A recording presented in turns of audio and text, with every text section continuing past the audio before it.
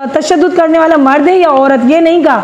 हमने कहा कि आपने सज़ा देनी है मुझे। जब मैं किसी जगह जाता हूँ इन्वेस्टिगेट करने के लिए, लोग कैसे मार जाते हैं? जिससे नाम होगी बच्चे पढ़ेंगे तो अमल होगा। है ना कि जले का है कि पढ़ते मिले का है, बिल्कुल अमल ना दो। असल मकसद अमन का लफ्ज़ है सच्चाई। हर बात को बर्दाश्त करना और वेज परस्यू अमन की तरफ। एक तो मैं उम्मीद करता हूं कि आपने जो ट्रेनिंग की होगी, कम से कम आप एज ए मास्टर ट्रेनर दूसरों को भी ये इन्फॉर्मेशन ट्रांसमिट करें। अमन के फ़रोग़ में ख़वातीन का किरदार इंतहाई अहम है। मुल्क की तरक्की हो या खुशहाली, ख़वातीन सबसे नुमाया नज़र आती हैं। सक्खर समेत बालाई सिंध में ख़वातीन पर तशद्दुद, इन्हें हिरासा किए जाने के हवाले से यूँ तो बहुत सारे कवानीन हैं, मगर अमल दरामद ना होने के बराबर है। घरेलू तशद्दुद से मुतासरा ख़वातीन को बर वक्त फ़ौरी इंसाफ की फराहमी यकीनी बनाने के लिए औरत फाउंडेशन की जानिब से पुलिस एहलकारों की तरबियत का एहतमाम किया गया। आइए देखते हैं कि मास्टर ट्रेनर किस तरह की तरबियत फराहम कर रही हैं और इससे क्या फ़ायदा हासिल होगा। अपना इदारा बताया और अपना काम बताया, तो आपसे भी दरख्वास्त है आप भी इस तरीके से अपना इंट्रोडक्शन कराएं, ताकि हम 1.5-2 घंटे बैठें, 2.5 घंटे 3 घंटे जितनी देर भी बैठें तो हम आपस में एक दूसरे को जानते हो। तो प्लीज़ आप अपना नाम, ये अमन के लिए बहुत ज़्यादा मुझे लगता है कि ये पीसफुल एक्टर है, कुछ भी जो चीज़ बनाना चाहते हैं वो बनाएं। हम देखें आपका अमन कैसा है। स्ट्रॉन्ग होते हैं, जो कामयाब होना चाहते हैं, जो तरक्की करना चाहते हैं, जो इस माशरे में से 70% सीख के 30% जो काम कर रहे होते हैं, डिलीवर कर रहे होते हैं, वो चाहते हैं कि हाँ उसमें मैं बहैसियत गज़ाला भी नज़र आऊँ, मैं बहैसियत फ़ायज़ा या बहैसियत ज़ीनत भी नज़र आऊँ। तो ऐसी मिसालें हमारे जो ऑफिसर्स होते हैं, एसपी रैंक के, डीआईजी रैंक के और एएसपी, वो क्यों ऐसे हमारे जैसे क्यों नहीं होते? जो हम हरकतें कर रहे होते हैं वो क्यों नहीं कर रहे होते? वो भी तो इस डिपार्टमेंट के हैं। कभी सोचा है एक एसएचओ जो थाने पे अपने सारे जो उसके कलीग थे, जिन लोगों ने उसको बताया था, जो उसने सीखा था, वो वहाँ पे आके एसएचओ बन के जब वो बैठता है तो उसका बिल्कुल माइंड जो है ना, वो कोई भी अपनी तरफ से कोई बात सोचने के काबिल नहीं होता। वो ये सोचता है कि इस थाने को तमाचानी थाना इतना मुश्किल थाना है, इसको चलाना है तो ऐसे चलाना है। झांगड़ो थाना इतना मुश्किल थाना है, इसको चलाना है तो ऐसे चलाना है। साइड एरिया थाना ऐसा इतना मुश्किल है, ऐसे चलाना है तो ऐसे ही होगा। जो अंदर से चांद शाह है, जो हसनैन रज़ा हैं, वो नज़र नहीं आते जो वो खुद हैं। और एएसपी उस्मान हैं, जो वो थे, जो वो पढ़ के आए थे, वो वही नज़र आ रहे हैं। पीर मोहम्मद शाह साहब जब एसपी थे, एसएसपी थे सक्खर के, और अब डीआईजी हैं, तो वो वही नज़र आ रहे हैं जो वो थे। ऐसा क्यों है? ऐसा क्यों बना दिया गया है कि जाते गिरबान से पकड़ो, अंदर करो, तुम करो? कोई भी देखिए ना, जब मैं किसी जगह जाता हूँ इन्वेस्टिगेट करने के लिए, लोग कैसे मार जाते हैं जिनके ऊपर एफआईआर होती है। मैं तो बहुत छोटा सा ऑफिसर हूँ ना, मैं तो बहुत छोटे से उसको रैंक के ऊपर हूँ।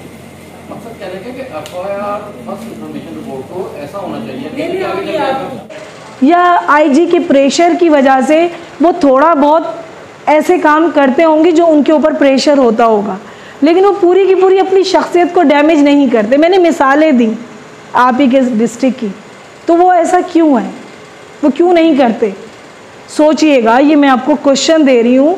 अगर आप इस पे सोचेंगे ना, ये मेरी प्यारी प्यारी 3 बेटियाँ, बहनें और जीनत, आप ख़ास करके जब ये सोचती है ना कि पुलिस में आ गए, हाँ 24 घंटे ड्यूटी करनी है, इनकी माननी है, वरना ये स्कैंडल बना देंगे, वो जो है उनको अगर अदा करके चापलूसी नहीं की तो वो ये कह देंगे, वो ये कह देंगे। तो आपको 100 यानी 42 आवर्स की ड्यूटी 48 आवर्स में तब्दील होके लगती है कि मैं आ तो गई, मुझे शौक़ था, मुझे ज़रूरत थी, वैकेंसी निकल आई थी, मेरे पेरेंट्स ने इजाज़त दे दी थी, मुझे आसानी से ये जॉब मिल गई थी, दूसरी नहीं मिल रही थी।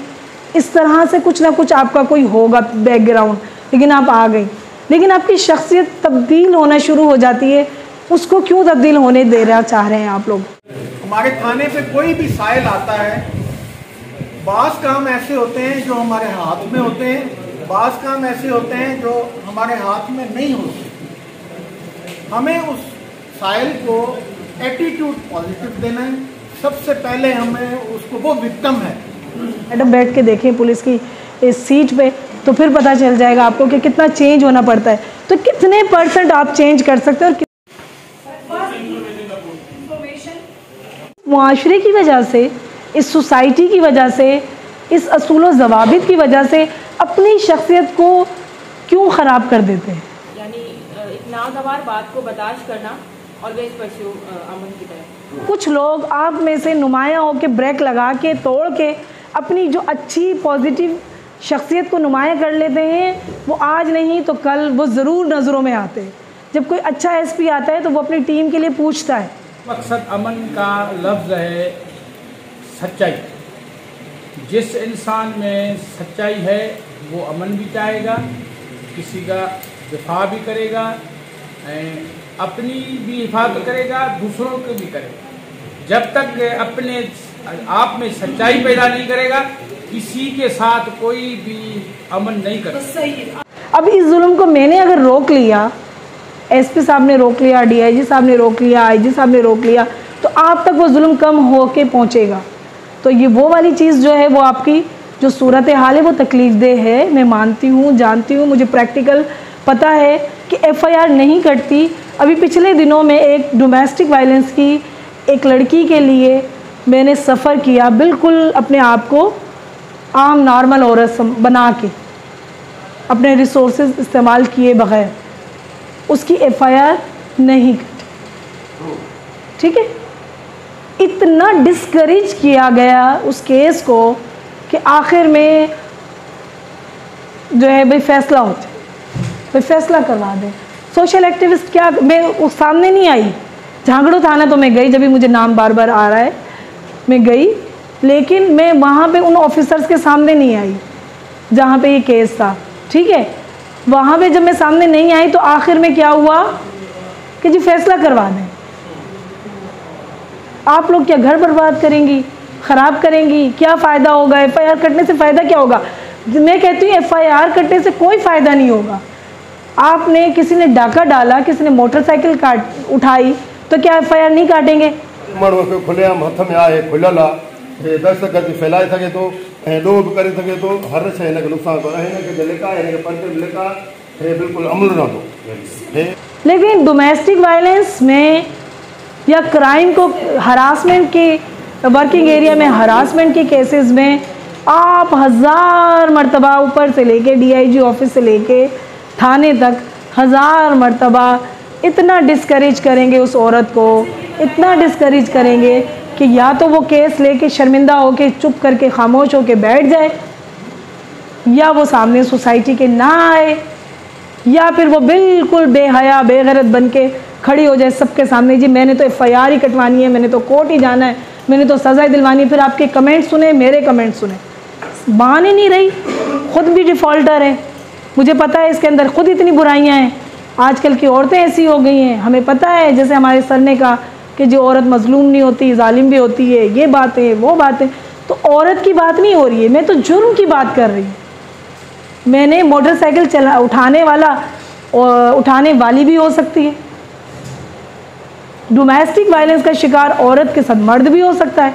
मैं तो जुर्म की नौइयत की बता रही हूँ कि हम जुर्म की नौइयत को नहीं समझते। ये जब तक जुर्म खत्म नहीं होगा अमन होगा ही नहीं, ठीक है ना। जुर्म खत्म होगा, इंसान को उसके फंडामेंटल राइट्स बुनियादी हकूक वो मिलेंगे, तो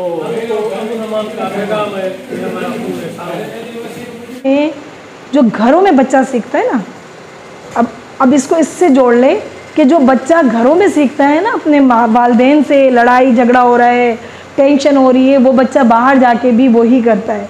फिर उसको जब मौका मिलता है वो उससे ज़्यादा सीरियस हाल करता है, जब उससे ज़्यादा और उसको जो है वो ऐसे जैसे हमने टूथपिक दी है, ऐसे जब उसको कोई चीज़ हथियार मिलता है या इख्तियार मिलता है उसका इस्तेमाल करता है।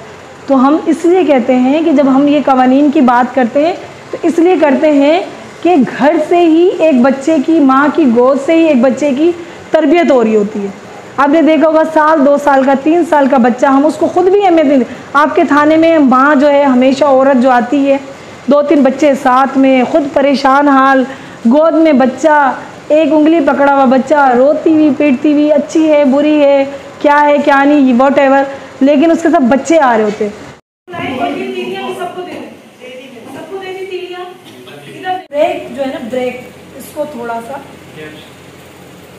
थोड़ा सा तोड़ना पड़ेगा। आज एक ब्रेक तोड़ा, दिन में तोड़ दिया, कल एक FIR NC कंप्लेन दाखिल करते हुए एक ब्रेक और तोड़ दिया, फिर परसों एक और तोड़ दिया, फिर कोई साथ में कोई कलीग कह रहा है कि क्या कर रहे हो तुम, तो फिर थोड़ा सा अपनी वो वाली ड्यूटी कर ली।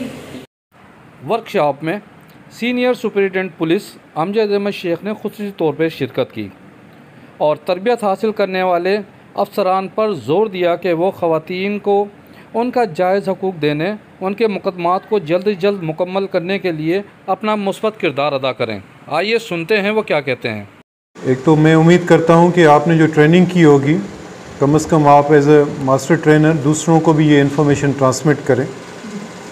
ये चीज़ें जो आपने यहाँ से सीखी हैं या सुनी हैं, कम से कम you should be the spokes person, दूसरे अपने थानों में या वर्क प्लेसेस में जहाँ पर ये हो रहा है वहाँ पर ये चीज़ें उनको आगाही दें सोसाइटी में।